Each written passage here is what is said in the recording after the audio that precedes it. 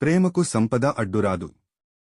హైదరాబాదులోని ఒక పెద్ద వ్యాపారవేత్త కుమారుడు అభి తన విలాసవంతమైన జీవితానికి విసిగిపోయి సాధారణ జీవితం అనుభవించాలని కోరుకున్నాడు.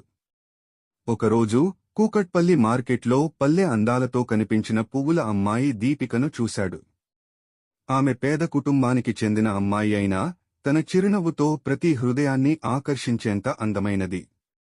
అభి రోజూ ఆ ప్రాంతంలోకి వెళ్లి పువ్వులు కొనుగోలు చేస్తూ దీపికతో చిన్నగా మాట్లాడేవాడు. ఇలా ఆ పరిచయం స్నేహంగా మారి ప్రేమగా ఎదిగింది. కాని దీపికకు అభి ధనవంతుడని తెలుసుకున్నప్పుడు ఆమె వెనుకడుగేసింది. నీతో ప్రేమంటే నీ ధనానికి లొంగడం అనుకుంటారు. నా గౌరవాన్ని నేను కోల్పోను అని చెప్పింది.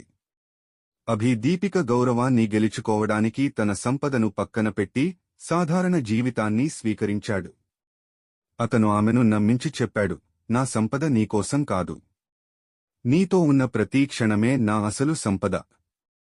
ఆఖరికి ప్రేమకు డబ్బు ఆడంబరం కాదు, మనసు, నిబద్ధత మాత్రమే కావాలని అందరికీ తెలియజేస్తూ ఇద్దరూ వివాహం చేసుకున్నారు. సంపద కాదు, నిజమైన ప్రేమే మన జీవితానికున్న ధనం.